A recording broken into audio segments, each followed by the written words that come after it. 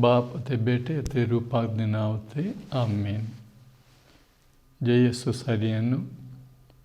ਖੁਦਾਵੰਦ ਯਿਸੂ ਮਸੀਹ ਦੇ ਵਿੱਚ ਪਿਆਰੇ ਭਰਾਓ ਅਤੇ ਭੈਣੋ, ਅਸੀਂ ਸਾਰੇ ਮਿਲ ਕੇ 2020 ਦੇ ਵੱਡੇ ਦਿਨ ਮਨਾਉਣ ਦੀ ਤਿਆਰੀ ਦੇ ਵਿੱਚ ਇੱਕ ਸਫ਼ਰ ਦੇ ਵਿੱਚ ਜੁੜ ਰਹੇ ਹਾਂ, ਜਿਸ ਨੂੰ ਆਮਦ ਦੀ ਰੂਹਾਨੀ ਯਾਤਰਾ ਦੇ ਟਾਈਟਲ 'ਤੇ ਇਸ ਦੀ ਅਗਵਾਈ ਹੇਠ ਪ੍ਰਾਰਥਨਾ ਭਵਨ ਤੋਂ ਚਲਾਇਆ ਜਾ ਰਿਹਾ।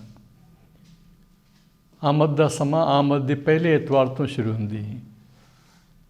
ਤਾਂ ਆਮਦ ਦੇ ਪਹਿਲੇ ਐਤਵਾਰ ਵਾਲੇ ਦਿਨ ਜੋ ਪਾਠ ਅਸੀਂ ਗਿਰਜੇ ਵਿੱਚ ਪੜ੍ਹਦੇ ਹਾਂ, ਉਸ ਪਾਠ ਦੇ ਸਹਾਰੇ ਅਸੀਂ ਇਸ ਸਾਲ ਦੇ ਆਮਦ ਦੇ ਲਈ ਔਰ ਖ਼ਾਸ ਤੌਰ 'ਤੇ ਪ੍ਰਭੂ ਯਿਸੂ ਮਸੀਹ ਜਨਮ ਦਿਨ ਮਨਾਉਣ ਲਈ ਤਿਆਰੀ ਕਰੀ। ਇਸ ਵਾਸਤੇ ਅਸੀਂ ਪ੍ਰਭੂ ਦੇ ਅੱਗੇ ਆਸ਼ੀਰਵਾਦ ਮੰਗੇ ਕਿ ਜੋ ਸਫ਼ਰ ਅਸੀਂ ਸ਼ੁਰੂ ਕਰਦੇ ਹਾਂ ਉਹ ਪ੍ਰਭੂ ਦੇ ਕਿਰਪਾ ਨਾਲ ਭਰਪੂਰ ਹੋਵੇ। ਨਾਲੇ ਇਸ ਸਫ਼ਰ ਦੇ ਰਾਹੀਂ ਸਾਨੂੰ ਸਾਰਿਆਂ ਨੂੰ ਬਹੁਤ ਸਾਰੇ ਐਸਾ ਅਨੁਭਵ ਮਿਲੇ ਜਿਸ ਦੇ ਵਿੱਚ ਅਸੀਂ ਪ੍ਰਭੂ ਦੇ ਪਿਆਰ ਨੂੰ ਸਮਝ ਸਕੇ, ਉਸ ਦੇ ਦਇਆ ਦਾ ਅਨੁਭਵ ਕਰ ਸਕੇ ਔਰ ਉਸ ਖੁਸ਼ੀ ਅਤੇ ਆਨੰਦ ਜੋ ਅਸੀਂ ਪ੍ਰਭੂ ਕੋਲੋਂ ਸਵੀਕਾਰ ਕਰਦੇ ਹਾਂ ਦੂਜਿਆਂ ਦੇ ਨਾਲ ਵੰਡ ਸਕੇ। ਆਮਦ ਦੇ ਪਹਿਲੇ ਐਤਵਾਰ ਦਾ ਪਹਿਲਾ ਪਾਠ ਯਸਾਇਆ ਨਬੀ ਦੇ ਗ੍ਰੰਥ ਦੇ ਵਿੱਚੋਂ ਲਿਆ ਗਿਆ ਹੈ। ਯਸਾਇਆ ਨਬੀ ਦੇ ਗ੍ਰੰਥ ਉਸ ਦਾ 64 ਬਾਬ। ਇਸ ਦੇ ਵਿੱਚ ਇੱਕ ਪ੍ਰਾਰਥਨਾ ਵੀ ਲਿਖੀ ਹੈ, ਪਰ ਉਸ ਪ੍ਰਾਰਥਨਾ ਦੇ ਅਲੱਗ-ਅਲੱਗ ਹਿੱਸੇ ਹਨ। ਤੇ ਜਦੋਂ ਵੀ ਕੋਈ ਇਨਸਾਨ ਖੁਦਾ ਦੇ ਹਜ਼ੂਰੀ ਵਿੱਚ ਆਉਂਦਾ ਹੈ ਪ੍ਰਾਰਥਨਾ ਦੇ ਵਾਸਤੇ, ਸਭ ਤੋਂ ਪਹਿਲਾਂ ਉਸ ਦੇ ਮਨ ਦੇ ਵਿੱਚ ਕੀ ਭਾਵ ਹੈ? ਕਿਉਂ ਅਸੀਂ ਪ੍ਰਾਰਥਨਾ ਲਈ ਆ ਰਹੇ ਹਾਂ? ਅਸੀਂ ਪ੍ਰਾਰਥਨਾ ਵਾਸਤੇ ਇਸ ਲਈ ਆ ਰਹੇ ਕਿਉਂਕਿ ਅਸੀਂ ਪ੍ਰਭੂ ਦੇ ਲੋਕ ਹਾਂ। ਜੇਕਰ ਤੁਹਾਡੇ ਕੋਲ ਬਾਈਬਲ ਹੈ ਤੁਸੀਂ ਦੇਖ ਸਕਦੇ ਹੋ, ਯਸਾਇਆ ਨਬੀ ਦੇ ਗ੍ਰੰਥ ਦੇ 63 ਬਾਬ ਦੇ 16ਵਾਂ ਆਇਤ ਦੇ ਵਿੱਚ ਇਸ ਤਰ੍ਹਾਂ ਲਿਖਿਆ ਹੈ, ਤੂੰ ਸਾਡਾ ਪਿਤਾ ਹੈ, ਸਾਡੇ ਪੁਰਖੇ ਅਬਰਾਹਮ ਅਤੇ ਯਾਕੂਬ ਬੇਸ਼ੱਕ ਨਾ ਜਾਣਨ, ਪਰ ਤੂੰ ਸਾਡਾ ਉਹ ਪਿਤਾ ਹੈ ਜੋ ਸਾਡਾ ਹਮੇਸ਼ਾ ਬਚਾ ਕਰਦਾ ਹੈ। ਦੇਖੋ ਬਹੁਤ ਅੱਛਾ ਵਚਨ ਹੈ। ਖੁਦਾਵੰਦ ਸਾਰਿਆਂ ਦਾ ਪਿਤਾ ਹੈ, ਤੂੰ ਸਾਡਾ ਪਿਤਾ ਹੈ। ਕਹਿੰਦੇ ਬੇਸ਼ੱਕ ਸਾਡੇ ਪੁਰਖੇ ਅਬਰਾਹਮ ਅਤੇ ਯਾਕੂਬ ਇਹ ਨਾ ਜਾਣਨ। ਦੇਖਿਏ ਅੱਜ ਅਸੀਂ ਜੋ ਵੀ ਪ੍ਰਾਰਥਨਾ ਦੇ ਵਿੱਚ ਜੁੜੇ ਹਾਂ, ਅਸੀਂ ਸਾਰੇ ਜਿਸ ਤਰ੍ਹਾਂ ਯਹੂਦੀ ਲੋਕ ਹਨ ਉਸ ਤਰੀਕੇ ਨਾਲ ਅਬਰਾਹਮ ਦੇ ਸੰਤਾਨ ਨਹੀਂ ਹਾਂ।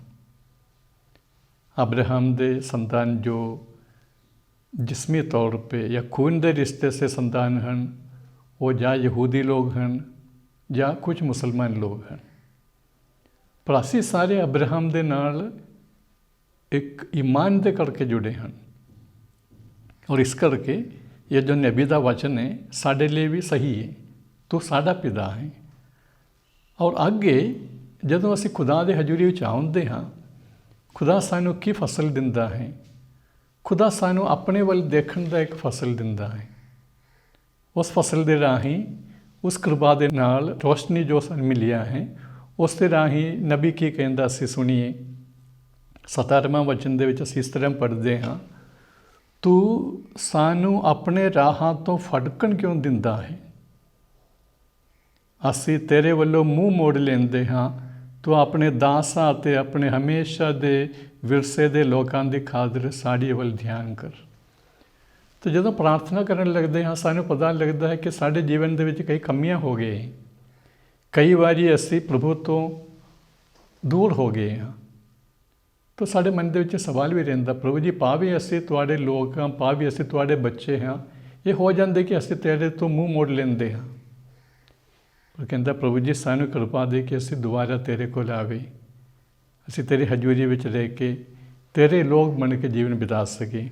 ਇਸੇ ਉਮੀਦ ਨੂੰ ਲੈ ਕੇ 18ਵਾਂ ਵਚਨ ਦੇ ਵਿੱਚ ਅਸੀਂ ਪੜ੍ਹਦੇ ਹਾਂ, ਅਸੀਂ ਤੇਰੇ ਪਵਿੱਤਰ ਲੋਕ ਹਾਂ। ਤਾਂ ਇਹ ਸਭ ਤੋਂ ਪਹਿਲਾਂ ਅਸੀਂ ਸਾਰੇ ਪ੍ਰਭੂ ਦਾ ਧੰਨਵਾਦ ਕਰੀਏ ਔਰ ਆਪਣੇ ਮਨ ਦੇ ਵਿੱਚ ਅਸੀਂ ਇਹ ਸਮਝ ਲਈਏ ਕਿ ਜੋ ਵੀ ਪ੍ਰਭੂ ਨੂੰ ਮੰਨਦੇ ਹਨ, ਜੋ ਵੀ ਦਿਲੋਂ ਪ੍ਰਭੂ ਨੂੰ ਸਵੀਕਾਰ ਕਰਦੇ ਹਨ, ਉਹਨਾਂ ਸਾਰਿਆਂ ਦੇ ਲਈ ਉਹ ਪਿਤਾ ਹੈ ਅਤੇ ਅਸੀਂ ਸਾਰੇ ਉਹਦੇ ਬੱਚੇ ਹਾਂ।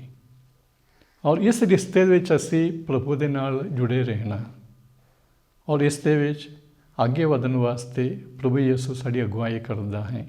ਉਸ ਦੇ ਬਾਰੇ ਅੱਜ ਅਸੀਂ ਸਿੱਖਾਂਗੇ। ਪਰ ਸਾਡੇ ਜੀਵਨ ਦੇ ਵਿੱਚ ਕਈ ਵਾਰੀ ਕੀ ਹੋ ਜਾਂਦੇ, ਅਸੀਂ ਇਸ ਰਿਸ਼ਤੇ ਨੂੰ ਭੁੱਲ ਜਾਂਦੇ ਹਾਂ। ਅਸੀਂ ਇਹ ਗੱਲ ਭੁੱਲ ਜਾਂਦੇ ਹਾਂ ਕਿ ਅਸੀਂ ਖੁਦਾ ਦੇ ਸੰਤਾਨ ਹਾਂ। ਅਸੀਂ ਇਸ ਤਰ੍ਹਾਂ ਜੀਵਨ ਬਿਤਾਉਣਾ ਸ਼ੁਰੂ ਕਰ ਲੈਂਦੇ ਹਾਂ ਜਿੱਦਾਂ ਕਿ ਅਸੀਂ ਆਪਣੇ ਕੋਈ ਜਿੱਦ ਨੂੰ ਫੜ ਕੇ ਉਸ ਨੂੰ ਪੂਰੇ ਕਰਨ ਵਾਸਤੇ ਅਸੀਂ ਪ੍ਰਭੂ ਨੂੰ ਛੱਡ ਕੇ ਦੂਰ ਚਲੇ ਜਾਂਦੇ ਹਾਂ। ਇਸ ਲਈ ਵਚਨ ਦੇ ਵਿੱਚ ਅਸੀਂ ਇਹ ਵੀ ਪੜ੍ਹਦੇ ਹਾਂ 64 ਬਾਬ ਦੇ 6 ਆਇਤ, ਉਸ ਵਿੱਚ ਇਸ ਤਰ੍ਹਾਂ ਲਿਖਿਆ ਹੈ, ਪ੍ਰਭੂ ਅਸੀਂ ਸਭ ਪਾਪੀ ਹਾਂ ਕਿਉਂਕਿ ਸਾਡਾ ਚੰਗੇ ਤੋਂ ਚੰਗਾ ਕੰਮ ਵੀ ਗੰਦਾ ਹੈ। ਸਾਡੇ ਪਾਪਾਂ ਦੇ ਕਾਰਨ ਸਾਡਾ ਹਾਲ ਉਹਨਾਂ ਸੁੱਕੇ ਪੱਤਿਆਂ ਦੇ ਵਾਂਗ ਹੋ ਗਿਆ ਹੈ ਜਿਨ੍ਹਾਂ ਨੂੰ ਹਵਾ ਉਡਾ ਲੈ ਕੇ ਜਾਂਦੀ ਹੈ। ਇਹਦਾ ਮਤਲਬ ਕੀ ਹੈ? ਜਦੋਂ ਸਾਡਾ ਧਿਆਨ ਪ੍ਰਭੂ ਤੋਂ ਦੂਰ ਹੋ ਜਾਂਦਾ ਹੈ ਫਿਰ ਕਈ ਸਾਰੀ ਗੱਲ ਸਾਨੂੰ ਜਿੱਦਾਂ ਸੁੱਕੇ ਪੱਤੇ ਨੂੰ ਹਵਾ ਉਡਾ ਲੈ ਜਾਂਦੇ, ਉਸੇ ਤਰ੍ਹਾਂ ਸਾਡੀਆਂ ਖਿਆਲਾਂ, ਸਾਡੀ ਪਰੇਸ਼ਾਨੀਆਂ, ਸਾਡੀ ਚਿੰਤਾਵਾਂ, ਸਾਡੀ ਵਾਸਨਾਵਾਂ, ਇਹ ਸਭ ਸਾਨੂੰ ਉਡਾ ਕੇ ਲੈ ਜਾਂਦਾ ਹੈ। ਤਾਂ ਜੇਕਰ ਅਸੀਂ ਸੁੱਕੇ ਪੱਤੇ ਨਹੀਂ ਬਣਨਾ, ਉਹਦੇ ਲਈ ਕੀ ਜ਼ਰੂਰੀ ਹੈ?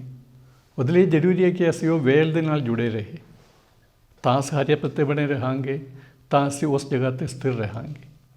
ਪਰ ਕਈ ਵਾਰੀ ਪਾਪ ਦੇ ਕਾਰਨ ਆਪਣੇ ਰਿਸ਼ਤਾ ਜੋ ਹੈ ਉਹ ਟੁੱਟ ਜਾਂਦਾ ਹੈ।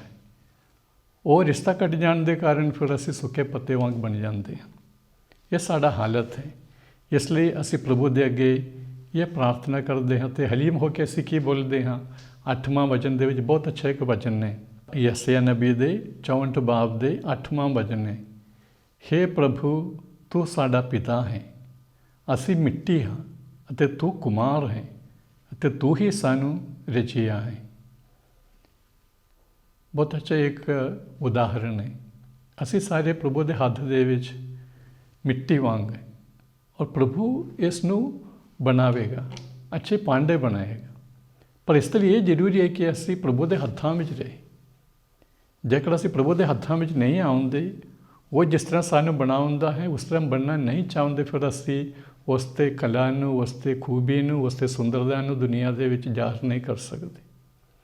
ਤਾਂ ਆਮਦ ਦੇ ਸਮਾਂ ਦੇ ਵਿੱਚ ਅਸੀਂ ਇਹ ਪ੍ਰਾਰਥਨਾ ਕਰਨਾ ਹੈ ਕਿ ਅਸੀਂ ਪ੍ਰਭੂ ਨਾਲ ਜੁੜੇ ਰਹਿ ਸਕੇ ਤਾਂ ਕਿ ਉਸ ਦਾ ਜੀਵਨ ਸਾਡੇ ਅੰਦਰ ਹੋਵੇ। ਅਸੀਂ ਆਪਣੇ ਆਪ ਨੂੰ ਪ੍ਰਭੂ ਦੇ ਹੱਥਾਂ ਵਿੱਚ ਦੇ ਸਕੇ ਤਾਂ ਕਿ ਉਸ ਦੇ ਹੱਥ ਦੀ ਕਲਾ, ਉਸ ਦੇ ਦਿਲ ਦੀ ਪਿਆਰ, ਉਸ ਦੀ ਮਨ ਦੀ ਸੋਚ, ਇਹ ਸਭ ਸਾਡੇ ਜੀਵਨ ਦੇ ਰਾਹੀਂ ਇਸ ਦੁਨੀਆ ਦੇ ਵਿੱਚ ਪ੍ਰਗਟ ਹੋਵੇ। ਔਰ ਇਸ ਵਾਸਤੇ ਅਸੀਂ ਇਸ ਸਫ਼ਰ ਦੇ ਵਿੱਚ ਅੱਜ ਦੇ ਦਿਨ ਤੋਂ ਲੈ ਕੇ ਲੱਗਦੇ ਹਾਂ। ਤਾਂ ਪ੍ਰਭੂ ਅੱਗੇ ਪ੍ਰਾਰਥਨਾ ਕਰੇ ਕਿ ਪ੍ਰਭੂ ਸਾਨੂੰ ਆਸ਼ੀਰਵਾਦ ਦੇ। ਤਾਂ ਆਮਦ ਦੇ ਇਸ ਯਾਤਰਾ ਵਾਲੇ ਦਿਨ ਇੱਕ ਗੱਲ ਨੂੰ ਅਸੀਂ ਜ਼ਰੂਰ ਯਾਦ ਰੱਖਣਾ ਹੈ, ਉਹ ਹੈ ਕਿ ਸਾਨੂੰ ਬਹੁਤ ਕਿਰਪਾ ਮਿਲੀ ਹੈ। ਸਾਡੇ ਜੀਵਨ ਕਿਰਪਾ ਦੇ ਨਾਲ ਭਰਪੂਰ ਹੈ। ਜਦੋਂ ਵੀ ਅਸੀਂ ਪਵਿੱਤਰ ਮਿੱਸਾ ਕਰਦੇ ਹਾਂ, ਅਸੀਂ ਗਿਰਜੇਵੇਂ ਪ੍ਰਾਰਥਨਾ ਦੀ ਸ਼ੁਰੂਆਤ ਦੇ ਵਿੱਚ ਇਹ ਬੋਲਦੇ ਹੁੰਦੇ ਹਾਂ, ਪ੍ਰਭੂ ਯਿਸੂ ਮਸੀਹ ਦਾ ਫਸਲ, ਖੁਦਾ ਬਾਪ ਦਾ ਪ੍ਰੇਮ ਅਤੇ ਰੂਪਾ ਦੀ ਸਾਂਝ। ਇਹ ਫਸਲ ਦੇ ਬਾਰੇ ਅਸੀਂ ਥੋੜ੍ਹਾ ਸੋਚੀਏ। ਅੱਜ ਦਾ ਦੂਸਰਾ ਪਾਠ ਜੋ ਹੈ ਕੁਰਿੰਥੀयों के ਨਾਂ ਸੰਤ ਪੌਲੁਸ ਦਾ ਪਹਿਲਾ ਪੱਤਰ ਦਾ ਪਹਿਲਾ ਬਾਬ ਹੈ, 1 ਤੋਂ 3 ਆਇਤ ਹੈ। ਪਹਿਲਾ ਕੁਰਿੰਥੀਆਂ ਪਹਿਲਾ ਬਾਬ ਮੈਂ ਪੜ੍ਹਦਾ ਹਾਂ ਤੁਹਾਡੇ ਨਾਲ। ਪੌਲੁਸ ਵੱਲੋਂ ਜੋ ਖੁਦਾ ਦੀ ਇੱਛਾ ਨਾਲ ਮਸੀਹ ਯਿਸੂ ਦਾ ਰਸੂਲ ਹੋਣ ਲਈ ਬੁਲਾਇਆ ਗਿਆ ਹੈ। ਦੇਖੋ ਸੰਤ ਪੌਲੁਸ ਆਪਣੇ ਆਪ ਨੂੰ ਕਿੱਦਾਂ ਸਮਝਦਾ ਹੈ। ਕਹਿੰਦਾ ਪੌਲੁਸ ਵੱਲੋਂ, ਲਿਖਣ ਵਾਲਾ ਪੌਲੁਸ ਨੇ, ਜੋ ਖੁਦਾ ਦੀ ਇੱਛਾ ਨਾਲ ਮਸੀਹ ਯਿਸੂ ਦਾ ਰਸੂਲ ਹੋਣ ਲਈ ਬੁਲਾਇਆ ਗਿਆ ਹੈ। ਹੁਣ ਸੰਤ ਪੌਲੁਸ ਆਖਿਰ में क्या लिखेगा? तीसरा वचन में ये लिखता है, खुदा ਸਾਡੇ ਬਾਪ ਵੱਲੋਂ ਅਤੇ ਪ੍ਰਭੂ ਯਿਸੂ ਵੱਲੋਂ ਤੁਹਾਨੂੰ ਫਸਲ ਅਤੇ ਸ਼ਾਂਤੀ ਮਿਲੀ। ਹੁਣ ਇਹ ਸ਼ਬਦ ਹੈ ਫਸਲ ਜਾਂ ਦਇਆ, ਕਿਰਪਾ ਅਸੀਂ ਬੋਲ ਸਕਦੇ ਹਾਂ। ਇਸ ਨੂੰ ਅਸੀਂ ਕਿਸ ਤਰ੍ਹਾਂ ਸਮਝ ਸਕਦੇ ਹਾਂ? ਇਸ ਨੂੰ ਸਮਝਣ ਲਈ ਸਭ ਤੋਂ ਸੌਖਾ ਇੱਕ ਤਰੀਕਾ ਹੈ ਕਿ ਅਸੀਂ ਸੰਤ ਪੌਲੁਸ ਦੇ ਵੱਲ ਦੇਖੀਏ। ਜੇਕਰ ਕੋਈ ਸਵਾਲ ਕਰੇ ਸੰਤ ਪੌਲੁਸ ਨੂੰ ਪ੍ਰਭੂ ਯਿਸੂ ਦਾ ਦਰਸ਼ਨ ਕਿਉਂ ਮਿਲਿਆ? ਸੰਤ ਪੌਲੁਸ ਨੇ ਇੱਦਾਂ ਦਾ ਕਿਹੜਾ ਕੰਮ ਕੀਤਾ ਸੀ ਜਿਹਦਾ ਕਰਕੇ ਉਹਨੂੰ ਪ੍ਰਭੂ ਯਿਸੂ ਦਾ ਦਰਸ਼ਨ ਮਿਲਿਆ? ਅਸੀਂ ਕੀ ਜਵਾਬ ਦੇ ਸਕਦੇ ਹਾਂ? ਪੌਲੁਸ ਖੁਦ ਆਪਣੇ ਬਾਰੇ ਕਹਿੰਦਾ ਹੈ ਕਿ ਮੈਂ ਯਹੂਦੀ ਹਾਂ, ਯਹੂਦੀਆਂ ਦੇ ਰਿਵਾਜ ਦੇ ਮੁਤਾਬਿਕ ਮੇਰਾ ਪਾਲਣ ਪੋਸ਼ਣ ਹੋ ਗਿਆ ਔਰ ਮੈਂ ਪੂਰੇ ਜ਼ੋਰ ਦੇ ਨਾਲ ਇਹ ਨਵੇਂ ਰਸਤਾ ਜੋ ਹੈ ਯਿਸੂ ਦਾ ਮਾਰਗ ਜੋ ਹੈ ਔਰ ਇਸ ਦੇ ਪਿੱਛੇ ਚੱਲਣ ਵਾਲੇ ਜਿੰਨੇ ਵੀ ਲੋਕ ਹਨ ਇਹਨਾਂ ਸਾਰਿਆਂ ਦਾ ਨਾਸ਼ ਕਰਨ ਦੇ ਲਈ ਕੋਸ਼ਿਸ਼ ਕਰਦਾ। ਤਾਂ ਸੰਤ ਪੌਲੁਸ ਨੂੰ ਪਤਾ ਹੈ ਕਿ ਸ਼ਾਇਦ ਉਸ ਦੇ ਜੀਵਨ ਦੇ ਵਿੱਚ ਕੁਝ ਵੀ ਨਹੀਂ ਸੀ ਕਿ ਜਿਹਦੇ ਕਰਕੇ ਪ੍ਰਭੂ ਯਿਸੂ ਨੇ ਉਸ 'ਤੇ ਤਰਸ ਕਰਕੇ ਉਹਨੂੰ ਦਰਸ਼ਨ ਦਿੱਤਾ। ਤਾਂ ਪਹਿਲੀ ਗੱਲ ਅਸੀਂ ਇਹ ਸਮਝੀਏ, ਸੰਤ ਪੌਲੁਸ ਇਹ ਸਮਝਦਾ ਜੇਕਰ ਮੈਨੂੰ ਪ੍ਰਭੂ ਨੇ ਦਰਸ਼ਨ ਦਿੱਤਾ ਹੈ ਉਹ ਇਸ ਲਈ ਨਹੀਂ ਹੈ ਕਿਉਂਕਿ ਮੈंने ਬਹੁਤ ਅੱਛਾ ਕੋਈ ਕੰਮ ਕੀਤਾ। ਸੰਤ ਪੌਲੁਸ ਕਹਿੰਦਾ ਹੈ ਮੈਂ ਪਾਪੀ ਇਨਸਾਨ ਹਾਂ, ਖੁਦਾ ਦੀ ਇੱਛਾ ਦੇ ਨਾਲ ਮੈਨੂੰ ਚੁਣਿਆ ਗਿਆ। ਹੁਣ ਅਸੀਂ ਵੀ ਦੇਖੀਏ ਆਪਣੇ ਜੀਵਨ ਦੇ ਵਿੱਚ ਪ੍ਰਭੂ ਨੇ ਸਾਨੂੰ ਕਿਹੜੇ ਆਸ਼ੀਸ਼ ਦਿੱਤੇ, ਜੀਵਨ ਦਾ ਦਾਨ ਦਿੱਤੇ। ਸਾਡੇ ਵਿੱਚੋਂ ਕੋਈ ਵੀ ਇਹ ਫੈਸਲਾ ਕਰਕੇ ਸਵੈੰਭੂ ਹੋ ਕੇ ਦੁਨੀਆ ਦੇ ਵਿੱਚ ਨਹੀਂ ਆਏ। ਔਰ ਜੇਕਰ ਅਸੀਂ ਸਹੀ ਢੰਗ ਦੇ ਨਾਲ ਦੇਖਾਂਗੇ ਤਾਂ ਸਾਨੂੰ ਪਤਾ ਹੈ ਜੀਵਨ ਦੇ ਵਿੱਚ ਬਹੁਤ ਸਾਰੇ ਆਸ਼ੀਰਵਾਦ ਸਾਨੂੰ ਮਿਲੇ ਹੈ। ਇਸ ਦੇ ਬਾਰੇ ਮੈਂ ਤੁਹਾਨੂੰ ਥੋੜ੍ਹਾ ਸਮਾਂ ਦੇ ਵਿੱਚ ਦੱਸਾਂਗਾ ਕਿਸ ਤਰ੍ਹਾਂ ਅਸੀਂ ਆਪਣੇ ਬਾਰੇ ਸੋਚਦੇ ਹਾਂ। ਤਾਂ ਸੰਤ ਪੌਲੁਸ ਕੀ ਕਰਦਾ ਸੀ? ਸੰਤ ਪੌਲੁਸ ਜਿਸ ਤਰ੍ਹਾਂ ਉਹਨੂੰ ਸਿਖਾਇਆ ਗਿਆ ਸੀ ਉਸ ਦੇ ਮੁਤਾਬਿਕ ਈਸਾਈ ਲੋਕਾਂ ਦਾ ਵਿਰੋਧ ਕਰਦਾ ਸੀ, ਪਰ ਉਹਨੂੰ ਕਿੱਥੇ ਪ੍ਰਭੂ ਦਾ ਫਸਲ ਹਾਸਲ ਹੋ ਗਿਆ। ਉਹ ਦਿਲੋਂ ਸੱਚੇ ਹੋ ਕੇ ਜੋ ਸੱਚ ਮੰਨਦਾ ਸੀ ਉਹਦੇ ਪਿੱਛੇ ਚੱਲਦਾ ਸੀ ਔਰ ਉਹ ਦਿਲ ਦੇ ਸੱਚੇ ਹੋਣ ਕਰਕੇ ਪ੍ਰਭੂ ਨੇ ਉਸ ਨੂੰ ਚੁਣ ਕੇ ਉਸ ਨੂੰ ਪੂਰੇ ਤਰੀਕੇ ਸੇ ਆਪਣੇ ਸੱਚਾਈ ਨੂੰ ਜ਼ਾਹਰ ਕੀਤਾ। ਸੰਤ ਪੌਲੁਸ ਇਸ ਨੂੰ ਫਸਲ ਸਮਝਦਾ ਹੈ। ਕਿਸੇ ਵੀ ਇਨਸਾਨ ਨੂੰ ਯਿਸੂ ਦੇ ਬਾਰੇ ਪਤਾ ਹੋਣਾ ਇਹ ਪ੍ਰਭੂ ਦੀ ਫਸਲ ਹੈ। ਜੇਕਰ ਜੋ ਤੁਸੀਂ ਮੈਨੂੰ ਸੁਣਦੇ ਹੋ, ਜੇਕਰ ਤੁਹਾਨੂੰ ਯਿਸੂ ਮਸੀਹ ਦੇ ਬਾਰੇ ਪਤਾ ਹੈ, ਯਿਸੂ ਮਸੀਹ ਉੱਤੇ ਵਿਸ਼ਵਾਸ ਹੈ, ਇਹ ਤੁਹਾਡੇ ਉੱਤੇ ਪ੍ਰਭੂ ਦੀ ਕਿਰਪਾ ਹੋਈ ਹੈ। ਇਹ ਪ੍ਰਭੂ ਦਾ ਫਸਲ ਹੈ ਔਰ ਇਹਦੇ ਨਾਲ ਸਾਨੂੰ ਖੁਦ ਪਤਾ ਲੱਗਦਾ ਹੈ ਜੀਵਨ ਦੇ ਵਿੱਚ ਜੋ ਵੀ ਬਰਕਤਾਂ ਮਿਲੇ ਹੈ, ਮੇਰੀ ਈਮਾਨ ਹੋਵੇ, ਮੈਨੂੰ ਮਿਲੀਆਂ ਬਰਕਤਾਂ ਹੋਵੇ, ਇਹ ਸਭ ਇਸ ਲਈ ਨਹੀਂ ਮਿਲਿਆ ਕਿਉਂਕਿ ਮੈंने ਕੁਝ ਕਰਕੇ ਇਹਨੂੰ ਹਾਸਲ ਕੀਤਾ ਹੈ, ਆਪਣੇ ਲਈ ਇਹਨੂੰ ਲੱਭ ਲਿਆ ਹੈ, ਆਪਣੇ ਲਈ ਇਹਨੂੰ ਕਮਾ ਲਿਆ ਹੈ। ਇਸ ਤਰ੍ਹਾਂ ਨਹੀਂ, ਪ੍ਰਭੂ ਨੇ ਮਿਹਰ ਕੀਤੀ ਹੈ, ਪ੍ਰਭੂ ਨੇ ਦਇਆ ਕੀਤੀ। ਤਾਂ ਅਸੀਂ ਹਮੇਸ਼ਾ ਇਹ ਯਾਦ ਰੱਖੇ ਅਸੀਂ ਸਾਰੇ ਉਹ ਲੋਕ ਹਾਂ ਜਿਨ੍ਹਾਂ 'ਤੇ ਪ੍ਰਭੂ ਨੇ ਦਇਆ ਕੀਤੀ ਔਰ ਜਿਸ ਨੂੰ ਇਹ ਦਇਆ ਮਿਲੇ, ਜਿਸ ਨੂੰ ਇਸ ਗੱਲ ਦਾ ਪਤਾ ਹੈ ਉਸ ਨੂੰ ਕੀ ਫਲਦਾਨ ਮਿਲਦਾ ਹੈ, ਉਸ ਨੂੰ ਉਸੇ ਸਮਾਂ ਮਿਲਦਾ ਹੈ ਸ਼ਾਂਤੀ। ਇਸ ਲਈ ਸੰਤ ਪੌਲੁਸ ਲਿਖਦਾ ਹੈ ਪਹਿਲੇ ਕੁਰਿੰਥੀਆਂ ਪਹਿਲੇ ਬਾਬ ਦੀ 3 ਵਚਨ ਨੇ, ਖੁਦਾ ਸਾਡੇ ਬਾਪ ਵੱਲੋਂ ਅਤੇ ਪ੍ਰਭੂ ਯਿਸੂ ਵੱਲੋਂ ਤੁਹਾਨੂੰ ਫਸਲ ਅਤੇ ਸ਼ਾਂਤੀ ਮਿਲੀ। ਵੱਡੇ ਦਿਨ ਜੋ ਹੈ ਸ਼ਾਂਤੀ ਦਾ ਤਿਉਹਾਰ ਮੰਨਿਆ ਜਾਂਦਾ ਹੈ। ਅਸਲ में आज आमद ਦੇ ਪਹਿਲੇ ਇਤਵਾਰ ਦੇ ਵਾਲੇ ਦਿਨ ਮੇਰੇ ਮਨ में ਇਹ ਵਿਚਾਰ ਹੈ ਅਸੀਂ ਵੱਡੇ ਦਿਨ ਨੂੰ ਸ਼ਾਂਤੀ ਦਾ ਤਿਉਹਾਰ ਦੇ ਵਜੋਂ ਮੰਨੀਏ। ਅਸੀਂ ਸਿਰਫ ਵਿਸ਼ਵ ਦੇ ਸ਼ਾਂਤੀ, ਦੁਨੀਆ ਦੇ ਸ਼ਾਂਤੀ ਦੇ ਬਾਰੇ ਇਸ ਵੇਲੇ ਗੱਲ ਨਹੀਂ ਕਰਾਂਗੇ। ਅਸੀਂ ਅੱਜ ਗੱਲ ਕਰਨਾ ਹੈ ਹਰ ਇੱਕ ਇਨਸਾਨ ਦੇ ਦਿਲ ਦੇ ਵਿੱਚ ਸ਼ਾਂਤੀ ਹੋਵੇ। और इसलिए भी जरूरी है सोचना है कि किस करके मेरा मन अशांत है, किस कारण ਦੇ ਨਾਲ ਮੇਰੇ ਮਨ ਦੇ ਵਿੱਚ ਸ਼ਾਂਤੀ ਨਹੀਂ ਹੈ। ਅਸੀਂ ਆਪਣੇ ਜੀਵਨ ਦੇ ਬਾਰੇ, ਸ਼ਾਂਤੀ ਦੇ ਬਾਰੇ ਕਹਿੰਦੇ ਹਾਂ ਜਦੋਂ ਸਾਡੇ ਆਪਣੇ ਜੀਵਨ ਦੇ ਵਿੱਚ ਆਪਣੇ ਜੋ ਉਮੀਦ ਹੈ, ਸੋਚ ਹੈ, ਇਹ ਸਭ ਤਕਰੀਬਨ ਠੀਕ ਹੈ, ਖਾਮੋਸ਼ ਹੈ, ਦੂਜਿਆਂ ਦੇ ਨਾਲ ਸਾਡੇ ਰਿਸ਼ਤਾ ਵੀ ਸਹੀ ਹੈ, ਫਿਰ ਅਸੀਂ ਬੋਲਾਂਗੇ ਮੇਰੇ ਜੀਵਨ ਦੇ ਵਿੱਚ ਬਹੁਤ ਸ਼ਾਂਤੀ ਹੈ। ਪਰ ਕਈ ਵਾਰੀ ਲੋਕਾਂ ਦੇ ਮਨ ਦੇ ਵਿੱਚ ਔਰ ਲੋਕਾਂ ਦੇ ਆਪਸੀ ਰਿਸ਼ਤਿਆਂ ਦੇ ਵਿੱਚ ਸ਼ਾਂਤੀ ਨਹੀਂ ਹੈ। ਸ਼ਾਂਤੀ ਨਾ ਹੋਣ ਦਾ ਇੱਕ ਕਾਰਨ ਮੈਂ ਤੁਹਾਨੂੰ ਦੱਸਾਂ ਸੌਖੇ ਤਰੀਕੇ ਨਾਲ। ਜੇ ਅਸੀਂ ਇੱਕ ਪ੍ਰਿੰਸੀਪਲ ਦੇ ਤੌਰ 'ਤੇ ਬੋਲਣਾ, ਇੱਕ ਆਦਰਸ਼ ਦੇ ਤੌਰ 'ਤੇ ਬੋਲਣਾ ਤਾਂ ਇਸ ਤਰ੍ਹਾਂ ਹੈ, ਹੋਰ ਕਿਸੇ ਦੇ ਕੋਲ ਕੁਝ ਹੈ ਜੋ ਮੇਰੇ ਕੋਲ ਨਹੀਂ ਹੈ। ਕੁਝ ਵੀ ਹੋਵੇ, ਜਦੋਂ ਮੈਨੂੰ ਲੱਗਦਾ ਹੈ ਕਿ ਹੋਰ ਕਿਸੇ ਕੋਲ ਕੋਈ ਚੀਜ਼ ਹੈ ਜੋ ਮੇਰੇ ਕੋਲ ਨਹੀਂ ਹੈ, ਇਸ ਤਰ੍ਹਾਂ ਦੇ ਸੋਚਦੇ ਜਦੋਂ ਮੈਂ ਲੱਗੇ ਰਹਿੰਦੇ ਹਾਂ ਫਿਰ ਮੈਂ ਅਸ਼ਾਂਤ ਹੋ ਜਾਂਦਾ, मेरे मन ਦੇ ਵਿੱਚ शांति नहीं। एक दूसरे तरीके से बोलेंगे तो इस तरह है, होर किसी दे कोल कुछ है जो मैं चाहता हाँ पर मैनू नहीं मिलिया। जेकर असीं इस तरह के कोई भी चीज़ के बारे सोचते हाँ, ये अपने गुण के बारे हो सकते, अपने परिवार के बारे हो सकते, अपने काम के बारे हो सकते, अपने धन दौलत के बारे हो सकते, ਜਦੋਂ ਵੀ ਅਸੀਂ ਇਸ ਤਰ੍ਹਾਂ ਦੇ ਇੱਕ ਸੋਚ ਦੇ ਵਿੱਚ ਫਸੇ ਹਾਂ, ਮਨ ਦੇ ਵਿੱਚ ਸ਼ਾਂਤੀ ਨਹੀਂ ਹੁੰਦੀ। ਪਰ ਜੇਕਰ ਅਸੀਂ ਇਹ ਸੋਚਾਂਗੇ ਜੋ ਮੈਨੂੰ ਚਾਹੀਦਾ ਹੈ ਪ੍ਰਭੂ ਨੇ ਮੈਨੂੰ ਦਿੱਤਾ ਹੈ ਔਰ ਇਹ ਪ੍ਰਭੂ ਦੇ ਰਹਿਮ ਹੈ, ਪ੍ਰਭੂ ਦੀ ਦਇਆ ਹੈ, ਫਿਰ ਉਸ ਮਨ ਦੇ ਵਿੱਚ ਸ਼ਾਂਤੀ ਹੋਵੇਗਾ। ਤੇ ਇਹ ਜ਼ਰੂਰੀ ਕਿ ਸ਼ਾਇਦ ਅਸੀਂ ਆਪਣੇ ਸੋਚ ਨੂੰ ਥੋੜ੍ਹਾ ਬਦਲੀਏ। ਵੱਡੇ ਦਿਨ ਦੇ ਲਈ ਜਾਂ ਯਿਸੂ ਮਸੀਹ ਜਨਮ ਦਿਨ ਮਨਾਉਣ ਵਾਸਤੇ ਅਸੀਂ ਜਦੋਂ ਤਿਆਰੀ ਕਰਦੇ ਹਾਂ, ਇਹ ਸੋਚ ਨੂੰ ਥੋੜ੍ਹਾ ਬਦਲੀਏ। ਇਸ ਕਰਕੇ ਜਦੋਂ ਅਸੀਂ ਕੁਝ ਸਮਾਂ ਤੋਂ ਬਾਅਦ ਚਰਨੀ ਬਣਾਏਂਗੇ, ਉਸ ਚਰਨੀ ਦੇ ਸਾਹਮਣੇ ਜਾ ਕੇ ਜਦੋਂ ਅਸੀਂ ਖੜੇ ਹੋ ਜਾਵਾਂਗੇ, ਅਸੀਂ ਆਪਣੇ ਆਪ ਨੂੰ ਥੋੜ੍ਹਾ ਸਵਾਲ ਕਰਕੇ ਦੇਖਣਾ ਹੈ, ਯਿਸੂ ਦੇ ਕੋਲ ਕਿਆ ਹੈ ਜੋ ਮੇਰੇ ਕੋਲ ਨਹੀਂ ਹੈ, ਔਰ ਯਿਸੂ ਦੇ ਕੋਲ ਕਿਆ ਹੈ ਜੋ ਮੈਂ ਲੈਣਾ ਚਾਹੁੰਦਾ। ਇੱਕ ਕੁਰਲੀ ਵਿੱਚ ਜਨਮੇ ਬੇਟੇ ਦੇ ਕੋਲ ਕਿਆ ਹੈ, ਕਿਆ ਨਹੀਂ। ਉਸ ਦੇ ਕੋਲ ਜੋ ਹੈ ਉਹ ਅਸੀਂ ਲੈਣਾ ਹੈ। ਉਹਦੇ ਕੋਲ ਸ਼ਾਂਤੀ ਹੈ ਔਰ ਉਸਨੇ ਸ਼ਾਂਤੀ ਦੇ ਰਸਤਾ ਸਾਨੂੰ ਦਿਖਾਇਆ ਹੈ। ਇਸ ਕਰਕੇ ਪ੍ਰਭੂ ਯਿਸੂ ਨੇ ਦੱਸਿਆ, ਮੈਂ ਤੁਹਾਨੂੰ ਸ਼ਾਂਤੀ ਦਿੰਦਾ ਹਾਂ, ਜਿਸ ਤਰ੍ਹਾਂ ਸੰਸਾਰ ਦਿੰਦਾ ਉਸ ਤਰ੍ਹਾਂ ਨਹੀਂ ਹੈ, ਇਹ ਕੋਈ ਵੀ ਤੁਹਾਤੋਂ ਖੋ ਨਹੀਂ ਸਕਦਾ। ਤਾਂ ਅੱਜ ਦੇ ਦਿਨ ਅਸੀਂ ਇਹ ਪ੍ਰਾਰਥਨਾ ਕਰਨਾ, ਜਿਸ ਤਰ੍ਹਾਂ ਸੰਤ ਪੌਲਸ ਨੇ ਪ੍ਰਾਰਥਨਾ ਕੀਤੀ ਕਿ ਸਾਡੇ ਮਨਾਂ ਦੇ ਵਿੱਚ ਵੀ ਸਾਨੂੰ ਵੀ ਸ਼ਾਂਤੀ ਮਿਲੇ, ਪ੍ਰਭੂ ਦਾ ਫਸਲ ਸਾਨੂੰ ਮਿਲੇ। ਅੱਜ ਦੇ ਅੰਜੀਲ ਦਾ ਪਾਠ ਜੋ ਹੈ ਸੰਤ ਮਰਕੁਸ ਦੀ ਅੰਜੀਲ ਦੇ ਵਿੱਚੋਂ ਹੈ। ਸੰਤ ਮਰਕੁਸ ਦੀ ਅੰਜੀਲ ਦੇ 13 ਬਾਬ ਦੇ 33 ਤੋਂ ਲੈ ਕੇ 37ਵਾਂ ਵਚਨ ਤੱਕ ਅਸੀਂ ਪੜ੍ਹਦੇ ਹਾਂ। ਧਿਆਨ ਦਿਓ, ਜਾਗਦੇ ਅਤੇ ਪ੍ਰਾਰਥਨਾ ਕਰਦੇ ਰਹੋ, ਕਿਉਂਕਿ ਤੁਸੀਂ ਨਹੀਂ ਜਾਣਦੇ ਕਿ ਉਹ ਸਮਾਂ ਕਦੋਂ ਆਵੇਗਾ। ਇਹ ਤਾਂ ਇਸ ਤਰ੍ਹਾਂ ਹੈ ਜਿਵੇਂ ਕੋਈ ਆਦਮੀ ਸਫ਼ਰ 'ਤੇ ਜਾਣ ਲੱਗਾ, ਆਪਣੇ ਨੌਕਰਾਂ ਵਿੱਚੋਂ ਹਰ ਇੱਕ ਨੂੰ ਉਸ ਦਾ ਕੰਮ ਦੇ ਕੇ ਉਹਨਾਂ ਨੂੰ ਸਾਰੀ ਜ਼ਿੰਮੇਵਾਰੀ ਸੌਂਪ ਦਿੰਦਾ ਹੈ ਅਤੇ ਦਰਬਾਨ ਨੂੰ ਹੁਕਮ ਦਿੰਦਾ ਹੈ, ਭਾਈ ਚੌਕਸ ਰਹੇ। ਇਸ ਲਈ ਜਾਗਦੇ ਰਹੋ। ਆਮਦ ਦਾ ਸਮਾਂ ਜਾਗਣ ਦਾ ਸਮਾਂ ਹੈ। ਕਿਸ ਲਈ ਜਾਗਣਾ? ਜੋ ਜ਼ਿੰਮੇਵਾਰੀ ਸਾਨੂੰ ਦਿੱਤੇ ਗਏ ਉਸ ਦੇ ਬਾਰੇ ਜਾਗਣ ਦੀ ਸਮਾਂ ਹੈ। ਤਾਂ ਸਾਡੇ ਵਿੱਚੋਂ ਹਰ ਇੱਕ ਨੂੰ ਕਿਸ ਤਰ੍ਹਾਂ ਦੀ ਜ਼ਿੰਮੇਵਾਰੀਆਂ ਦਿੱਤੇ ਗਏ।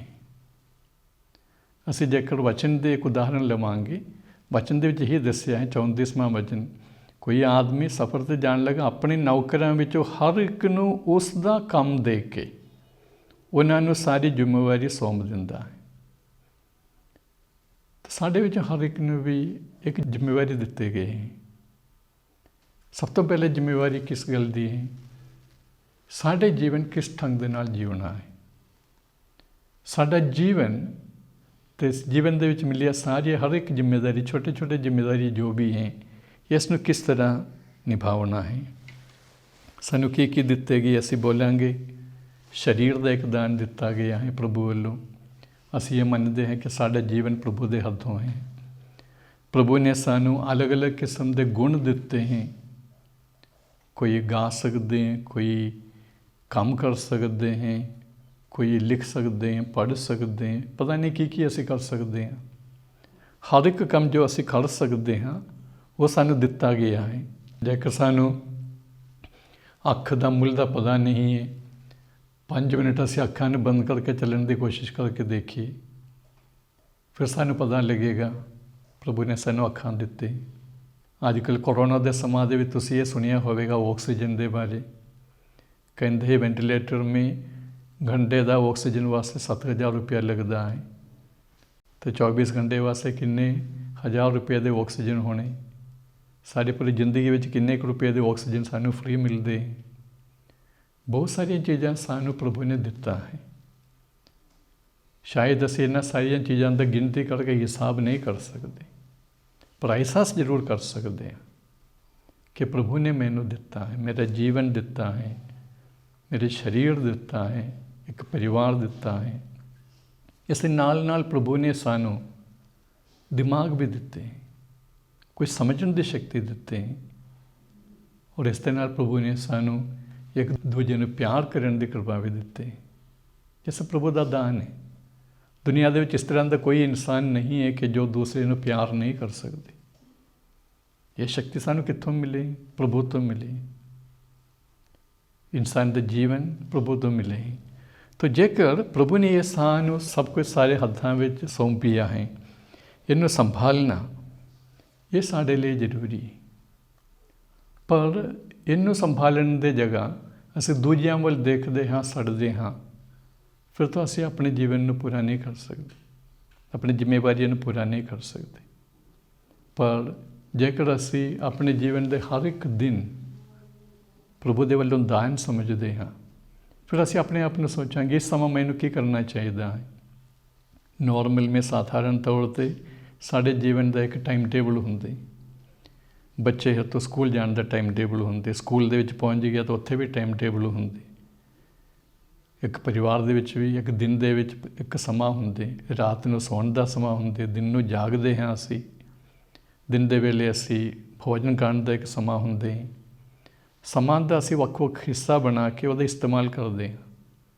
ਸਮਾਂ ਵੀ ਸਾਨੂੰ ਦਿੱਤੇ ਗਏ ਹੈ, ਆਮਦ ਦਾ ਸਮਾਂ ਵੀ ਸਾਨੂੰ ਦਿੱਤੇ ਗਏ ਹੈ। ਦਿਨ ਦੇ ਅਲੱਗ-ਅਲੱਗ ਹਿੱਸਾ ਹੈ, ਇੱਕ ਇੱਕ ਹਿੱਸੇ ਦੇ ਵਿੱਚ ਅਸੀਂ ਇੱਕ ਇੱਕ ਕੰਮ ਕਰਦੇ ਹਾਂ। ਇਸੇ ਤਰ੍ਹਾਂ ਆਪਣੇ ਸਫ਼ਰ ਦੇ ਵਿੱਚ, ਕਲੀਸਿਆ ਦੇ ਜੀਵਨ ਦੇ ਵਿੱਚ ਆਮਦ ਦਾ ਸਮਾਂ ਹੈ। ਤਾਂ ਆਮਦ ਦਾ ਸਮਾਂ ਵਿਸ਼ੇਸ਼ ਤੌਰ 'ਤੇ ਪ੍ਰਭੂ ਦੇ ਵੱਲ ਜਾਗਣ ਦੀ ਸਮਾਂ ਹੈ। ਇਹ ਸਮਝਣ ਦੀ ਸਮਾਂ, ਜਿੱਦਾਂ ਅਸੀਂ ਅੱਜ ਪਹਿਲਾ ਪਾਠ ਦੂਜਾ ਪਾਠ ਦੇ ਵਿੱਚ ਦੱਸਿਆ ਹੈ, ਸਭ ਤੋਂ ਪਹਿਲੇ ਇਹ ਸਮਝਣ ਦਾ ਸਮਾਂ ਕਿ ਅਸੀਂ ਪ੍ਰਭੂ ਦੇ ਲੋਕ ਹਾਂ। ਯਾਨੀ ਕਿ ਪ੍ਰਭੂ ਸਾਨੂੰ ਛੱਡ ਕੇ ਗਏ ਹੈ, ਅਸੀਂ ਪ੍ਰਭੂ ਤੋਂ ਦੂਰ ਹੋ ਗਏ ਹਾਂ। ਤਾਂ ਜੇਕਰ ਅਸੀਂ ਪ੍ਰਭੂ ਤੋਂ ਦੂਰ ਹੋ ਗਏ ਹਾਂ, ਅਸੀਂ ਇਹ ਪ੍ਰਾਰਥਨਾ ਕਰਨਾ ਹੈ, ਇਹ ਕੋਸ਼ਿਸ਼ ਕਰਨਾ ਕਿ ਅਸੀਂ ਪ੍ਰਭੂ ਦੇ ਹੋਰ ਨੇੜੇ ਆਈਏ। ਦੂਸਰੇ ਪਾਠ ਦੇ ਵਿੱਚ ਅਸੀਂ ਦੇਖਿਆ ਆਮਦ ਉਹ ਸਮਾਂ ਹੈ ਜਦੋਂ ਅਸੀਂ ਸ਼ਾਂਤੀ ਅਤੇ ਫਸਲ ਦੇ ਬਾਰੇ ਸੋਚਾਂਗੇ। ਫਸਲ ਦੇ ਬਾਰੇ ਸੋਚਦੇ ਸਮਾਂ ਅਸੀਂ ਯਾਦ ਰੱਖਾਂਗੇ ਕਿ ਸਾਨੂੰ ਸਭ ਕੁਝ ਦਿੱਤੇ ਗਏ ਫ੍ਰੀ में, ਔਰ ਇਸ ਲਈ ਜੋ ਵੀ ਦਾਨ ਮਿਲੇ ਉਹਨਾਂ ਸਾਰਿਆਂ ਦੇ ਲਈ ਪ੍ਰਭੂ ਦਾ ਧੰਨਵਾਦ ਕਰਨਾ ਜਾਇਜ਼ ਹੈ। ਔਰ ਸ਼ਾਂਤੀ ਦਾ ਵਰਦਾਨ, ਸ਼ਾਂਤੀ ਸਾਨੂੰ ਸ਼ਾਂਤੀ ਦੇ ਰਾਜਕੁਮਾਰ ਯਿਸੂ ਮਸੀਹ ਦੇਵੇਗਾ।